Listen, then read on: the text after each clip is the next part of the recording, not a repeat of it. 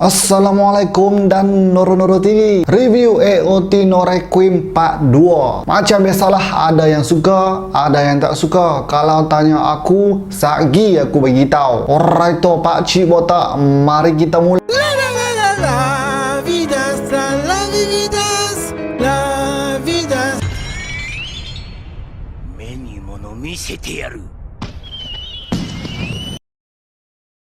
Part 2 bermula dengan Armin bertemu dengan Eren dan Eren masa kecil yang dibawa ke dalam The Path. Eren masa kecil tu dah pun tengok dunia seperti gunung berapi, tempat salji, dan dia dah pun dibasuh, dicuci otak oleh Eren untuk bunuh semua manusia di dunia. Lepas dah bunuh, mereka akan jadi orang yang paling bebas dan tak perlu lagi hidup di dalam wall. Tapi Armin tak terima apa yang nak dilakukan oleh Eren. Apa yang Armin cakap ni betul juga sebenarnya. Kalau bunuh semua orang di dunia, apa yang bebasnya? Tak rasa bersalah ke sebab ada lagi orang yang baik-baik kat dunia ni yang akan terkorban? Budak-budak dan juga keluarga yang sama macam orang Paradise Island. Eren yang Armin kenal takkan buat pembunuhan secara besar-besaran, lagi-lagi dekat orang awam. Bagi Armin, kalau orang Paradise tak ada kuasa Titan, lepas tu tak ada sejarah yang buruk, mereka tetap sama dengan orang lain di dunia. Tapi malangnya, Eren cakap mereka tak pandang orang Paradise macam tu, sambil Eren teringat pasal speech Willy Taibar. Dunia tetap pandang orang Paradise seperti syaitan, dan Armin punya cadangan nak berunding elok-elok dengan dunia tak diterima pula oleh Eren Yeager. Dekat sini nampaklah mereka berdua berbeza pendapat. Pak ni aku suka lagi lah AOT No Requiem ni. Eren nak musnahkan dunia, Armin nak berbincang dengan dunia. Disebabkan Eren punya plan macam tu, Armin cakap Eren ialah hamba kepada kepentingan diri sendiri. Mengamuk terus Eren masa ni, dan dia cakap dekat Armin yang dunia takkan ubah pandangan mereka dekat orang Paradise. So kalau tak bunuh, sampai bila pun kebencian ni takkan berakhir.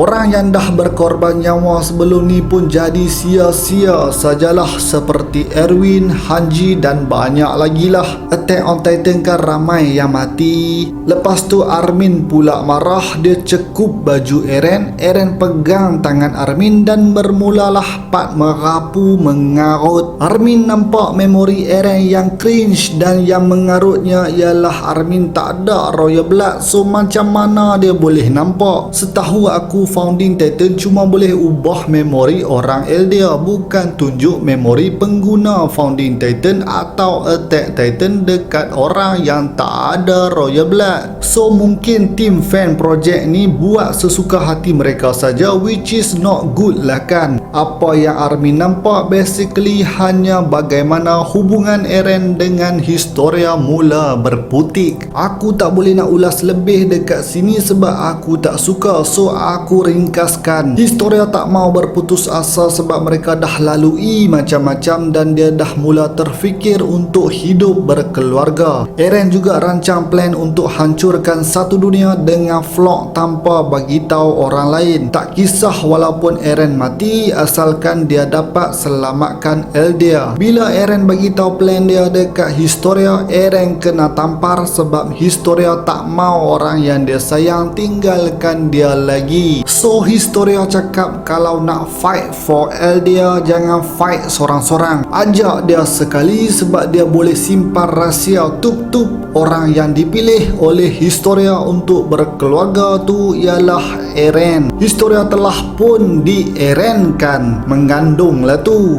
Bapa anak Historia ialah Eren. Dalam Requiem sajalah, kalau ikut betul-betul dak, bukan. Habis memori yang dilihat oleh Armin, dan Armin pun kecewa dengan Eren sebab sorok semua tu. Eren kiranya hipokrit sebab tak boleh percayakan kawan-kawan dia yang dah berjuang bersama-sama dari awal. Eren cakap dari awal lagi mereka memang dilihat sebagai orang jahat, so Armin lah tiba-tiba yang acah jadi hero. Nak cakap apa pun tak ada guna dah sekarang sebab Eren takkan ubah plan dia. Eren panggil Armin pun sebab dia tak mau lawan dengan kawan baik dia sendiri. Kebebasan yang diberikan dekat kawan-kawan dia pun tetap sama, tak berubah. Nak buat apa pun buatlah. Armin cakap dulu dia memang lemah tapi sekarang dia bersedia untuk hentikan Eren. Walaupun kena bunuh Eren habis. Okey, aku terus terang part 1 dulu okey lah, part 2